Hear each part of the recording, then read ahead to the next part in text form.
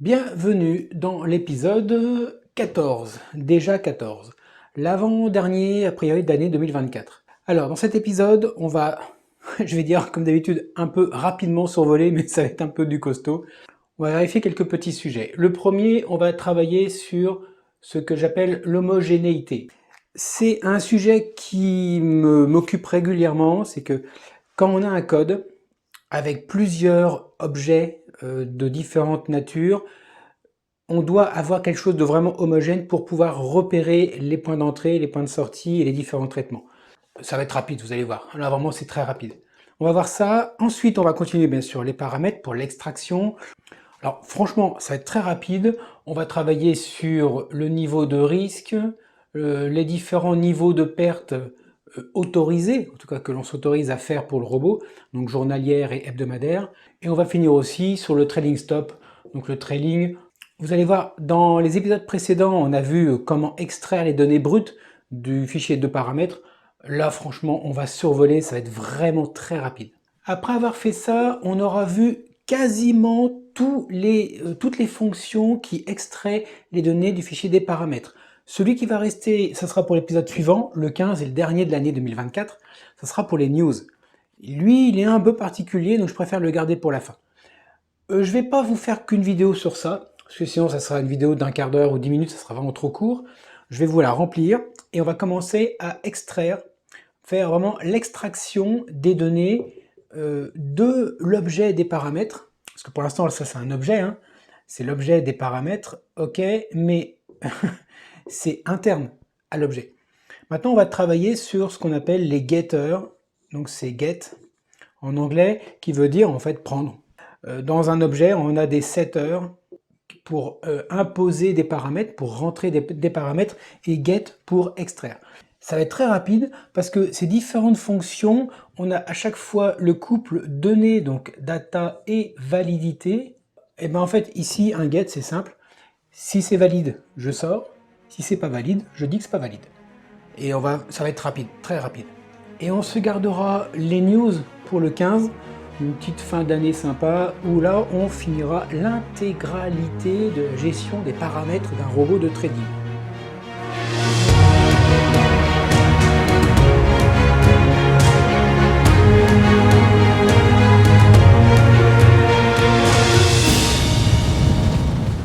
Voilà, on va déjà commencer par faire un petit ajout d'une fonction parce qu'on a contrôlé en fait le nom des fichiers mais on n'a pas contrôlé le son. Et je me suis rendu compte en faisant différents essais qu'on pouvait contrôler aussi le son.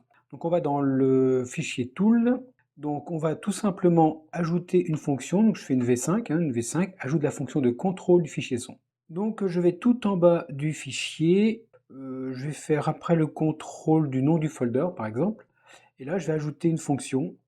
Alors bien sûr, hein, tout est prêt à chaque fois, je fais du copier-coller. Voilà, donc c'est une fonction contrôle nom du son, avec donc en entrée le nom du son, avec pourquoi pas le nom de la fonction d'origine. Parce que si j'ai une erreur, par exemple que le fichier son n'est pas connu, je ne veux pas forcément savoir que c'est dans cette fonction-là, puisque c'est logique, c'est celle qui fait le contrôle. Par contre, je veux savoir d'où vient le test. Donc ça sera à la fonction qui va l'appeler de lui dire ben, c'est moi qui demande le contrôle du fichier son. Comme ça, on aura l'information de là où c'est contrôlé. Pour contrôler le fichier son, eh bien, écoutez, c'est très très simple. On va tenter de jouer le fichier son. On va faire un play sound qui va avec entre parenthèses donc le nom du fichier son qu'on veut tester. C'est simple, si tout simplement la fonction trouve le fichier, alors c'est pas si elle le joue, on s'en fout, c'est si elle trouve le nom du fichier à jouer, à ce moment-là, on aura le son évidemment, et on aura surtout un petit retour de la fonction qui sera soit vrai pour dire que le fichier est bien trouvé, ou faux pour dire que le fichier n'est pas trouvé. Et c'est un moyen très rapide avec une fonction utilisée par Metacode en fait pour trouver l'information de savoir si le fichier est cohérent ou non. Donc du coup, dans la fonction, je vais tout simplement tenter de jouer le fichier son. Je vais faire un play sound avec le nom du fichier qui est passé en paramètre. Et là, de deux choses une. Soit le fichier existe. À ce moment-là, ok. Soit il n'existe pas. Et à ce moment-là, qu'est-ce qu'on peut faire? Soit je dis, il y a un message d'erreur. Voilà, il n'y a pas de fichier son. C'est fini. Mais MetaTrader contient différents fichiers son qui existent déjà. J'en ai choisi un par défaut. C'est-à-dire que je vais tester le fichier son qu'on a passé en paramètres. Si ça ne marche pas, je vais essayer quand même de jouer un fichier son par défaut, en disant attention, je prends ce fichier son par défaut, et si vraiment là ça ne marche pas, bah là je fais un vrai message d'erreur. Ça donne une chance en fait au logiciel. Du coup là, dans le cas où le fichier son n'est pas bien joué, je vais forcément faire un petit warning pour dire tout simplement, ben voilà, le fichier son avec le nom hein, est impossible à jouer, et du coup je lui indique je vais utiliser un fichier son par défaut. Et le fichier son par défaut, bah écoutez, j'ai pris au hasard, hein, il y en a quelques-uns qui existent, j'ai pris alert.wave. Maintenant que j'ai pris ce fichier, bah, je vais quand même tenter quand même de le jouer, vérifier déjà si ça fonctionne. À ce moment-là, donc je tente de jouer avec la même fonction, hein, play sound. Par contre, là, si ça marche pas, bah, je fais aussi un warning pour dire, bah, écoute mon gars, le fichier marche pas. Alors, c'est pas une erreur, parce que c'est pas gênant, ouais, il n'y a pas de son, c'est tout. Mais c'est juste pour lui dire, écoute, là, c'est impossible à jouer, donc ben, tu n'auras aucun son. Et du coup, ben, je mets le fichier son à vide, ce qui va me permettre dans les alertes et autres choses, pour dire bah, si le fichier son est vide, à ce moment-là, je ne joue pas le son, ce qui est tout à fait logique. Chose très importante, là, j'ai tenté de jouer le fichier son, mais je ne l'ai pas encore entendu. C'est très rapide, hein, c'est juste une tentative d'accès au fichier. Mais je ne veux pas l'entendre. J'en ai rien à faire, moi, d'entendre le fichier son. Donc, juste après tout ce petit travail-là, ce que je fais, c'est que je vais couper le son. Je vais carrément lui dire, bah, écoute, maintenant, à partir de maintenant, tu coupes le son. C'est-à-dire que tu ne joues pas le fichier son.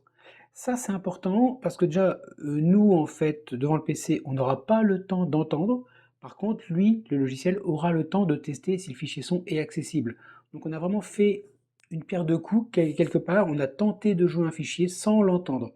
Petite information, si vous voulez savoir où se trouvent les fichiers son par défaut, vous allez dans le disque C, voilà, C, Program File, alors soit MetaTrader 4 ou 5, suivant votre courtier, hein, et vous fouillez dans le répertoire Sound, et là vous avez une liste de fichiers qui sont par défaut inscrits dedans.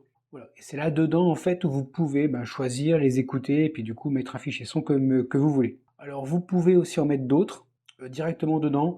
C'est pas conseillé. Moi, je vous conseille plutôt de mettre un fichier son dans le répertoire de votre logiciel plutôt que de mettre dans le répertoire de MetaTrader directement. Mais bon, les deux sont compatibles. Donc cette fonction est déjà finie, vous voyez, c'est très rapide. Je compile quand même pour voir. Là, pour une fois, je suis sur MetaTrader 5. Pour vous montrer aussi que sur MT5, ça marche aussi, hein. Donc là, je compile, la modification est acceptée, donc la fonction est créée. Maintenant, on va la mettre dans les alertes. Alors, qu'est-ce qu'on a? Donc là, c'est le tool, ici, c'est les alertes. Alors, qu'est-ce que je vais faire dans les alertes? Deux choses. On va utiliser le fichier, enfin la fonction qu'on a créée, et aussi, on va changer quelque chose pour une question d'homogénéité. C'est très important d'avoir, quand on a différents objets à droite à gauche, des points d'entrée qui ont, alors, soit le même nom, mais en tout cas des noms très rapprochants. Par exemple, init, si on veut que tous les objets commencent par une fonction d'init, config, c'est un peu ce qu'on a fait. Vous pouvez faire des get quelque chose pour récupérer une donnée ou des set quelque chose pour insérer des données. Et puis des fonctions, mais essayez d'avoir souvent des noms identiques ou proches ou très très proches. Donc dans les alertes, on va faire la V4 et la V4 va contenir plusieurs choses. On va changer le nom de l'init, parce qu'en fait aujourd'hui ça s'appelle init, et moi je veux que ça s'appelle config, comme dans les autres objets. Et puis on va ajouter le contrôle du fichier son évidemment. Donc je descends, et ici dans initialisation, je vais remplacer tout simplement par config. Voilà, c'est tout ce que je fais. Alors bien sûr après je recentre pour bien avoir mon alignement, bon ça c'est autre chose. Je descends toujours et la initialisation, à chaque fois, c'est config. Voilà. Alors vous allez voir, franchement, c'est pas grand chose. Ça marche aussi avec l'autre nom. Sauf que dans Darwin, quand on va voir tout à l'heure la modification, mais quand on appelle toute la partie initialisation, on fait config pour les paramètres, config pour ceci, config pour cela. Et j'aime bien avoir un ensemble de fonctions identiques pour que visuellement, on sait que c'est la configuration de tel ou tel objet ou de telle ou telle fonction. Et après avoir fait cette petite modification, là on a le son ici, le son je vais le changer.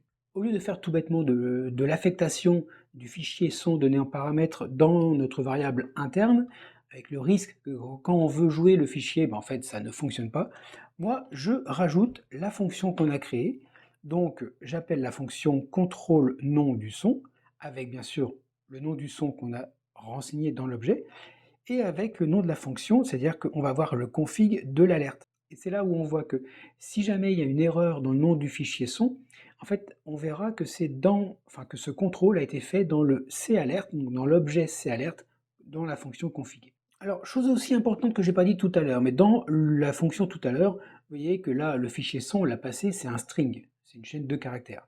Sauf qu'il y a un tout petit caractère ici, c'est le petit et commercial. Ça veut dire qu'on passe l'adresse. On passe l'adresse de la donnée. C'est-à-dire que si on change la valeur de iSon, la valeur ici, dans la fonction, ça sera automatiquement changé dans la fonction qui appelle cette fonction. Il y a deux passages de paramètres possibles, il y a par valeur et par adresse. Par valeur, en fait, on file la valeur de la donnée à la fonction, puis après elle se débrouille. Et par adresse, c'est qu'en fait, on ne passe pas la valeur, on passe l'adresse où se situe la valeur qu'on va tester. Ça veut dire qu'on a accès potentiellement pour la modifier. Écoutez, voilà, donc tool, écoutez, je vais l'effacer parce qu'on a fini ce qui était dedans. Alerte, je vais mettre sur le côté. Et là, je vais ouvrir Darwin, puisqu'en fait, c'est Darwin qui appelle la fonction de configuration. On va faire la modification dans Darwin. Alors là, dans Darwin, je ne vais pas faire une version particulière parce que franchement, ça n'a pas trop de sens. Par contre, ici, dans Alerte, je vais tout bêtement changer par config. C'est tout. Voilà. Mais vous voyez, ici, l'avantage, c'est qu'on a config ici, on a config là, on a config ici, et on aura d'autres fonctions potentiellement où on aura aussi config. Voilà. C'est juste, peut-être mon côté autiste, je ne sais pas, mais c'est pour avoir un truc vraiment cohérent. Maintenant, on va compiler. Voilà, donc tout passe bien. Alors, sincèrement, je vous laisse faire les essais. Je les ai faits, ça fonctionne très très bien. On n'entend pas le son quand on teste le message. J'ai rentré des fichiers de son qui étaient n'importe quoi. J'ai vu que j'avais un message d'alerte. J'ai effacé carrément le fichier son dans le C2.metacode et MetaTrader, fameux fichier par défaut que j'avais choisi. J'ai vérifié que j'avais la deuxième alerte, et quand j'ai créé des alertes, en fait j'avais bien le bon son qui était choisi. Enfin, tout ça vous pouvez le faire, franchement ça fonctionne du premier coup. Alors ici, nous voilà maintenant dans la partie paramètres private. On va continuer nos acquisitions de paramètres dans le fichier. Donc là, aujourd'hui, on fait money management, c'est-à-dire qu'on fait le risque, le day max, donc en fait la perte maxi pour la journée, la perte maxi pour la semaine, et derrière le trailing stop, la taille de trailing stop. Aucune difficulté. Pourquoi? Parce qu'en fait, l'information, c'est simple, c'est une valeur. Donc là, une valeur avec des virgules, hein, parce qu'en fait, c'est un pourcentage. Ici, encore un pourcentage, et là, une valeur entière. On a déjà fait toutes les fonctions, et ça va être exactement le même modèle qu'on a vu pour les heures, par exemple, les heures de début, heures de fin. C'est exactement pareil. Le type change, mais sinon, c'est pareil. Donc, première étape, on va tout bêtement créer la variable locale pour lire la donnée brute. Là, c'est une valeur double, donc une valeur avec des virgules. Ensuite, on va aussi lire le nombre de paramètres. Il en faut deux. Il y a le nom du paramètre, donc risque, day, max loss, week, max loss et trailing. Et puis la valeur, bien sûr. Donc voilà, c'est deux le minimum. Après, on extrait la valeur, donc c'est un extract double, parce que c'est un nombre avec des virgules. Et après avoir extrait la donnée brute, en fait, on va faire un contrôle. On va dire, si la valeur est supérieure, alors c'est une valeur double, on devrait mettre 0.0 pour dire que c'est une valeur flottante, une valeur avec des virgules. Si on met 0, le compilateur il comprend 0, c'est 0, hein, avec ou sans virgule, ça reste 0. Donc on peut mettre 0 tout court. Bon, pour la propreté de la lecture, quand on a une valeur double, on met des virgules. Donc là, si c'est supérieur à 0, parce qu'il faut quand même que le risque soit au moins supérieur à 0, parce que trader avec un risque à 0%, ça veut dire que vous ne tradez pas. Hein. Et un risque inférieur, un risque négatif, je ne connais pas. Donc voilà, si c'est supérieur ou égal à 0, à ce moment-là, très très bien, on enregistre le risque et on dit que c'est valide. Et puis on a une petite information pour dire que le niveau de risque, c'est la valeur que l'on affiche en string. Donc en fait, on convertit la valeur double en chaîne de caractères et on met 4. Ici, le 4, ça veut dire 4 chiffres après la virgule. Ça fait beaucoup 4. Pour moi, 2, ça peut suffire parce que déjà 0,01%, il faut avoir du bon capital pour commencer à trader avec des petits trucs. Et 4, C'est franchement très petit. Mais comme ça, au moins on est tranquille. Si quelqu'un utilise mon robot avec 1 million ou 1 milliard, ben comme ça, il aura quelque chose de valable.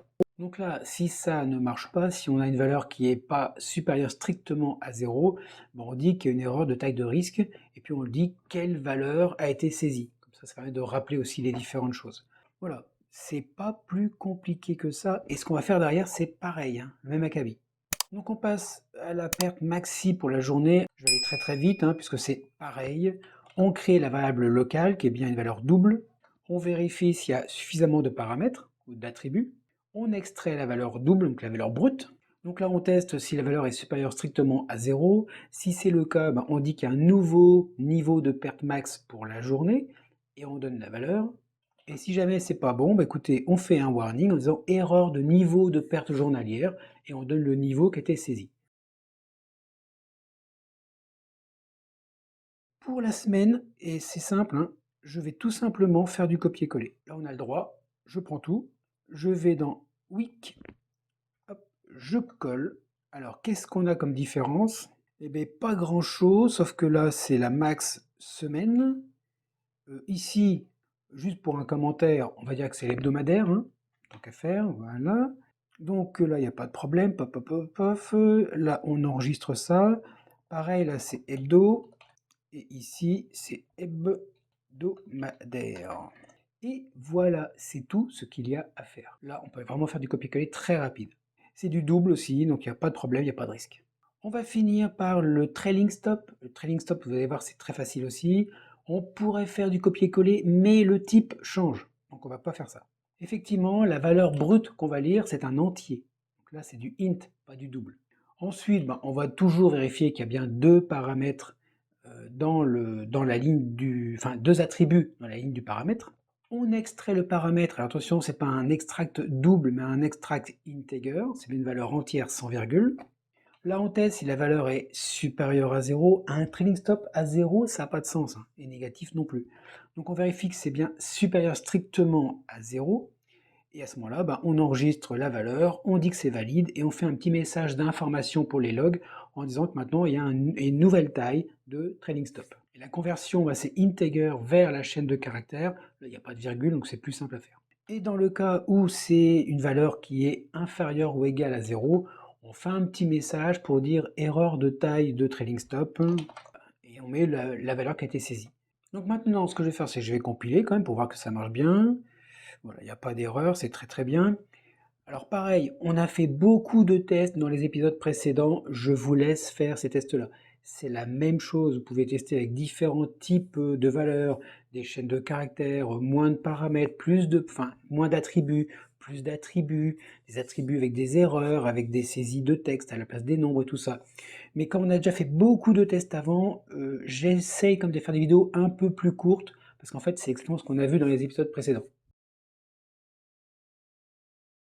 Maintenant, on va faire des fonctions pour extraire de l'objet des paramètres des données qu'on pourra utiliser à l'extérieur. On va commencer vraiment à faire quelque chose de vraiment plus riche pour vraiment travailler avec les données. Donc déjà, on va faire une V5 et on va ajouter ce qu'on appelle des getters. On a des setters, alors des set, S-E-T, hein, c'est des mots anglais pour dire set, c'est je mets quelque chose, et get, je prends quelque chose. Donc là, c'est des getters. Ce sont tout simplement des fonctions qui vont nous servir à aller récupérer et aller lire des données de l'objet. Je vous rappelle que l'objet a des données qui sont privées, c'est-à-dire qu'elles sont que à lui. La fonction qu'il va utiliser, ou le robot, ou l'indicateur, ou tout ce que vous utilisez derrière, va vouloir récupérer ces données-là. Mais il n'a pas accès direct, c'est bien des valeurs privées. Donc en fait, il y a une boîte noire, et on ne peut pas y accéder directement. On doit passer par une fonction, et on va créer cette fonction qui va aller lire les données et les sortir. Alors, on pourrait faire un accès direct, mais là, on veut que lire. On ne veut surtout pas que l'extérieur puisse écrire. Si on mettait une valeur publique, à ce moment-là, on pourrait aussi bien lire que écrire. Et ça, on ne veut surtout pas.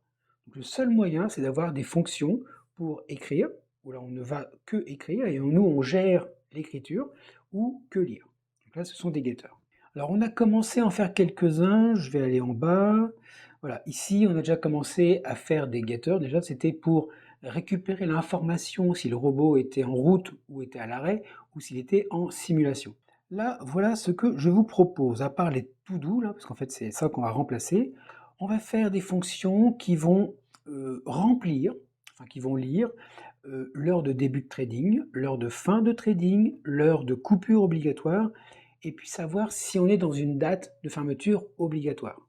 Et donc ici, on aura la donnée en sortie, et ici, le paramètre de retour, ça sera un booléen qui va juste dire si c'est valide ou non, c'est-à-dire si la valeur est utilisable ou non. C'est pour ça que dans les variables locales, enfin privées, on a toujours deux informations. On a une information qui contient la valeur et sa validité. Avec ces fonctions, on va pouvoir récupérer les deux différemment. Donc ça, c'est ce qu'on a fait dans l'épisode précédent, et dans cet épisode-là, on a vu tout ce qui était money management, on fait pareil.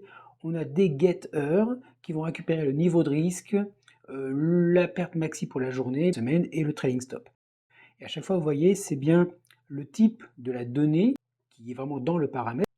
Donc là, on a fait tous nos prototypages. Donc on va aller maintenant dans la partie publique, parce que là, c'est des fonctions publiques, et on va les coder.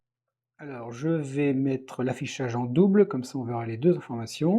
Voilà, alors j'ai remarqué que j'ai mon encart qui est en bas ici, et des fois ça masque les choses. Donc là, je mets les fonctions en haut, comme ça on les voit bien.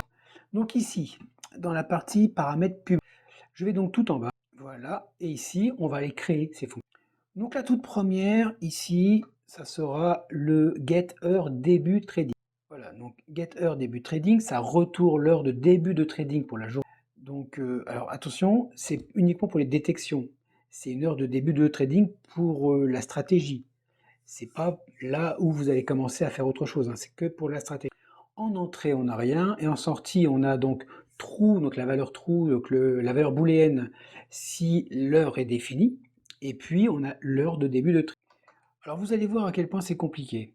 Ah ouais, là, c'est simple. Si l'heure de début de trading est valide, à ce moment-là, je renseigne dans la valeur de sortie, du coup le IDAT, je mets la valeur du début d'heure de trading. Et comme il faut que je retourne une information, je vais retourner l'information de la validité de début heure de trading. Cette fonction, elle est vraiment pas compliquée. Vous voyez qu'on a bien deux informations qui... On va faire exactement pareil pour les autres. Il y en a peut-être une ou deux qui vont être un peu plus compliquées, mais je vais vous faire déjà les plus simples. Allez, on va faire maintenant l'heure de fin de trading. Donc get heure fin trading. Alors bon, ok, c'est l'heure de fin de trading. On fait pareil, c'est-à-dire qu'on regarde la validité de l'heure de fin de trading. Si c'est valide, on renseigne l'information. Et puis après, on sort la validité de cette valeur. C'est tout. Passons maintenant au troisième paramètre qui est l'heure de coupure de position. Pareil, c'est une heure. Donc elle est valide, on la sort. Et puis sinon, on sort la validité pour indiquer à la fonction qui l'appelle, qui appelle ça, pour dire c'est valide ou c'est pas valide. Donc pareil, là c'est l'heure de coupure de position. Bon, c'est pareil, hein, c'est le même paramètre. Si la fin de position du jour est valide, on sort l'information. Et puis à la fin, on sort de toute façon la validité de cette donnée. Ça, c'est les trois les plus faciles. La quatrième, là, la date fermeture obligatoire. Là, c'est particulier et je vais le garder pour la fin parce que là, rappelez-vous, on peut avoir plusieurs dates qu'on enregistre dans un tableau. Et donc là, on doit savoir si par rapport à la journée, déjà, quelle date nous concerne. Est-ce que c'est pas une trop ancienne ou trop futuriste ou si on est vraiment dans cette... Donc là, on va faire une petite boucle pour rechercher dans le tableau. On se garde pour la fin. Donc je vais juste créer le prototypage avec l'encart ici. Voilà, donc c'est juste ça. Alors ça compile pas hein, ici, puisqu'en fait, puisqu'on a un booléen et qu'on sort rien derrière, si on compile, il va nous dire qu'il manque quelque chose. Mais au moins, on a de la coquille vide. Et on y reviendra tout à l'heure. Par contre, ce qu'on peut faire, c'est la suite, hein, les niveaux de risque par exemple. Ah, pareil, hein, on fait le prototypage, on retourne donc vrai si c'est défini, ou bien, et puis le niveau de risque évidemment. Et pareil, on regarde, est-ce que le risque est valide? Si oui, je le renseigne, et puis là, je sors la validité de cette... C'est comme les heures, tout ça, il y a une donnée valide, présente, ou pas valide, absente. C'est très très... La même chose pour la perte maxi journalière. Donc là, c'est perte max jour. Alors on pourra faire du copier-coller, hein, d'ailleurs je vous le conseille. Il y a juste cette information-là à modifier. Le titre ici, la valeur là. Enfin bon, il y a quand même pas mal de petits changements, donc c'est vous qui voyez, soit vous recopiez à la main la fonction. Je pense que si vous faites du copier-coller, que vous changez juste les petites informations qui sont spécifiques, ça peut être rapide. Donc après la perte journalière, on a la perte hebdomadaire, la perte semaine, avec bien sûr la valeur qui est différente, hein, c'est plus maintenant le jour, c'est la semaine, et c'est toujours pareil, il y a ces informations qui sont différentes, pour le reste c'est bon. Et on finit par le trailing stop, où pareil, c'est le trailing stop avec la fonction get trailing stop. On a la validité, on a la valeur en sortie que l'on renseigne avec la valeur du paramètre dans l'objet, et puis on sort la validité. Voilà, on a fait les plus simples, maintenant on va remonter, regarder en fait pour la get time fermeture obligatoire qui est ici, puisque là on va devoir scanner dans un tableau de valeur. Alors très rapidement, les dates de coupure complète, on les a dans un tableau.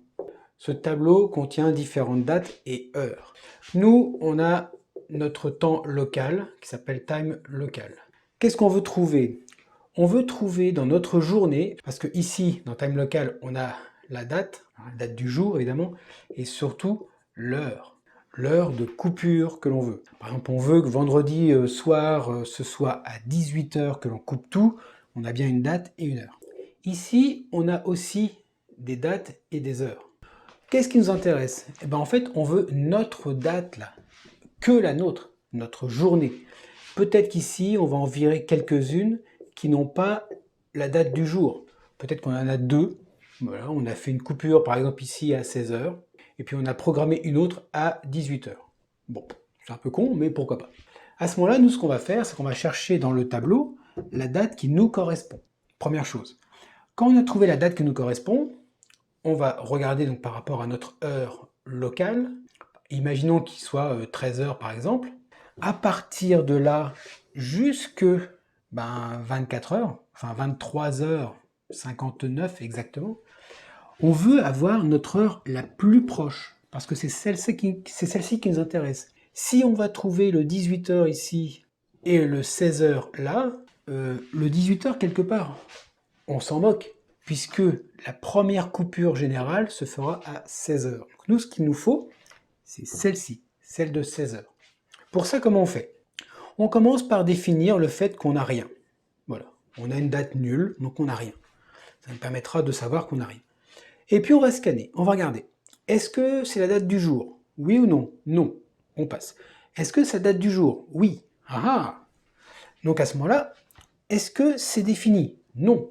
Bah du coup, j'initialise. Je dis, à partir de maintenant, j'ai une heure dans ma journée où je coupe tout. Et c'est 16 h. Et je continue. Est-ce que la date du jour? Non, non, non, oui. Ah ah. J'ai 18 h.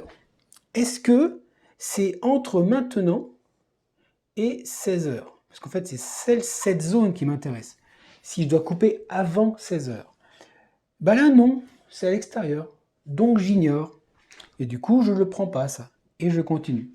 Imaginons qu'on ait aussi ici une date où c'était 15 h. J'arrive ici, je lis la date du jour. Oui. 15 h. Est-ce que c'est entre maintenant et 16 h? Oui. À ce moment-là, je prends 15. Et maintenant, mon heure la plus proche, c'est 15 h. Et quand j'ai fini tout mon scanning, tout mon scan de tableau, je sais que pour la journée, si j'ai une date ici qui a été enregistrée, ça veut dire que c'est vrai. J'ai effectivement une heure de coupure pour la journée. Si j'ai toujours 0 parce que j'ai rien trouvé, à ce moment-là, c'est faux. Donc j'ai aucune coupure à faire. Voilà, c'est assez simple. On va regarder.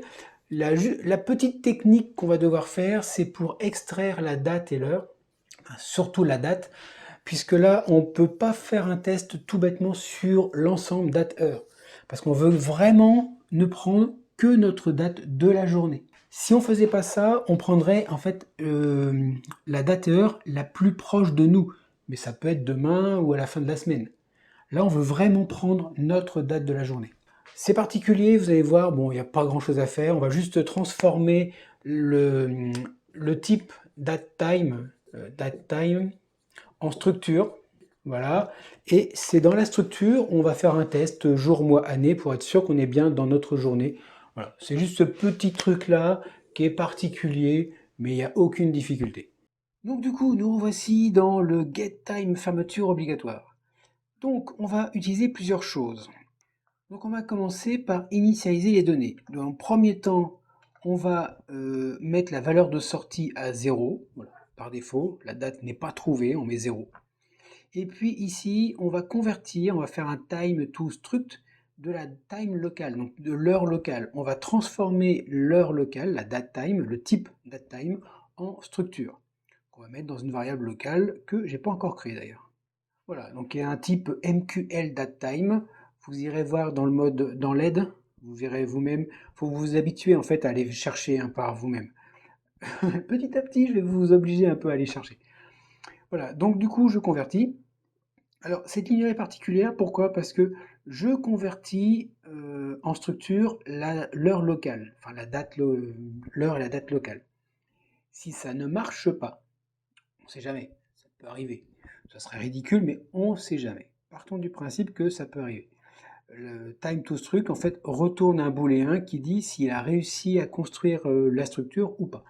C'est très intéressant, surtout quand on reconstruit une date à partir de quelque chose. Là, je ne pense pas qu'il y ait d'erreur. Mais au cas où, on retourne faux. C'est-à-dire qu'on a initialisé la date en sortie qui est à 0, et si j'ai un problème dans mon traitement, je ne peux rien faire. Et au lieu de faire une sortie vraie, par exemple, non, je préfère dire j'ai pas réussi à travailler, donc je te retourne invalide. C'est bien mieux comme ça. Ensuite, après avoir fait ça, donc on a récupéré, donc du coup, on a transformé la date locale en tableau. Et ben, on va scanner. On va faire avec une boucle d'indices. Voilà, je crée une variable locale. Donc j'ai un indice qui va scanner l'intégralité du tableau à partir de 0 jusqu'à la taille complète. Alors dans cette boucle, qu'est-ce que je fais? Eh bien je fais exactement comme ça. Sauf que là, je vais créer une autre variable locale qui est, alors vous allez voir, là j'ai mis un L ici comme local, donc c'est le temps local en structure, et ici P parce que c'était un de mes paramètres, donc c'est l'heure des paramètres. Voilà, une petite différence de nom ici. Et donc ici, ce que je fais, bah, simplement, je vais convertir aussi, avec la même ligne, c'est-à-dire que si jamais j'arrive pas à convertir, alors de deux choses une, soit j'arrive pas à convertir, et je sors, ce que j'ai proposé là. Ou on aurait pu faire, puisque j'arrive pas à convertir ce paramètre, je peux dire je continue ici. Continue, ça veut dire quoi? Ça veut dire qu'en fait, il ne va pas traiter la suite de la boucle, il va directement aller à la fin. Pourquoi c'est mieux ça? Parce que rien n'empêche que dans votre tableau, vous ayez potentiellement enregistré une date n'importe quoi. Voilà, une date invalide, une date nulle, enfin bon bref, de la merde. Et qu'à ce moment-là, en fait, c'est pas parce que vous avez enregistré dans votre tableau une date qui a un mauvais format qu'il faut forcément dire que ça ne marche pas. Donc c'est un peu excessif de faire un return false si jamais j'avais une des données du tableau qui était en erreur. Donc finalement, je reviens sur moi, enfin je reviens sur mon idée et je fais un continue, ce qui va permettre de continuer la recherche dans le tableau. Ici, je vais utiliser une variable booléenne qui s'appelle dateOK pour déjà repérer est-ce que la date du tableau est ma date du jour. Pour ça, c'est très simple, je regarde, est-ce que le jour, le mois et l'année de mon L time, donc ma date locale, est équivalent, est égal en fait, à la date de mon paramètre avec le jour, les mois et l'année. Donc attention, quand vous faites un test, je ne vous l'ai jamais dit en fait, mais je crois que c'est important, c'est égal égal. Si vous faites du égal, c'est de l'affectation. Égal égal, c'est un test d'égalité.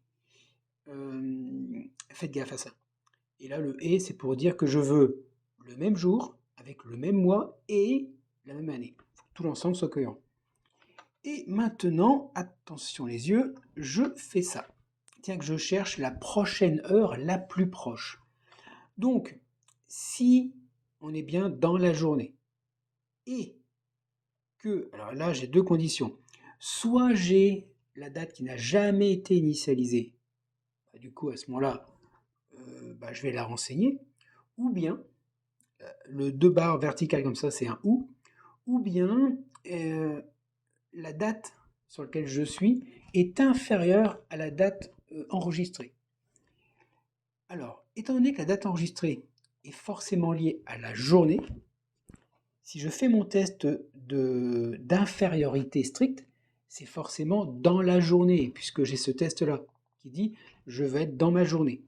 Et donc avec cette ligne-là, cette condition, je suis vraiment sûr d'enregistrer ici uniquement dans ma journée à partir de mon heure locale et l'heure la plus proche de mon heure actuelle. Voilà, tout simplement. Alors c'est peut-être aussi simple pour moi, mais peut-être pas pour vous, mais en tout cas, réfléchissez bien à ça, essayez d'imaginer, simuler avec comme j'ai fait tout à l'heure sur le tableau, pour essayer de vous projeter avec différentes dates, différentes heures, et vous verrez que ça fonctionne. Si, je vous jure, ça, je vous le dis, ça fonctionne. Et puis à la fin, bah écoutez, c'est simple, on retourne vrai. Donc si la date est différente de 0, comme on avait mis ici, ça veut dire qu'on est rentré dans le traitement et qu'on a ici affecté une date qui était dans le tableau. Donc du coup, si c'est différent de 0, on aura vrai et on retourne vrai si on a enregistré une date. Voilà, c'était un peu particulier, mais il n'y a aucune difficulté. Enfin, dites-moi si c'est difficile pour vous en commentaire. Donc voilà tout ce qu'il y avait à faire. Maintenant, je compile. Ça fonctionne, ça fonctionne. Voilà, pour cet épisode, c'est fini. Donc, ce que je vous propose, parce que le code commence vraiment à être riche et à être un peu compliqué, si vous avez des problèmes de compilation, je vous ai préparé une vidéo qui va sortir juste avant Noël, qui va vous expliquer un peu les différents problèmes qu'on peut rencontrer quand on code. Voilà, j'ai sorti quelques idées. Bon, c'est quelques-unes des idées les plus régulières qu'on peut voir dans les erreurs de codage. Donc ça sera du hors-série juste avant Noël. Dans le 15 qui suit, on va voir tout ce qui est news, parce que ça c'est extrêmement important. Si on a un robot qui ne gère pas les news, c'est dangereux. C'est très dangereux parce que les news, le marché, il peut être tranquille d'un seul coup, ça fait ça. Si vous avez des positions arrivées à ce moment-là, je ne sais pas ce que ça peut donner. Maintenant, je vais vous donner l'eau à la bouche. Après le 15, on aura fini le côté paramètres.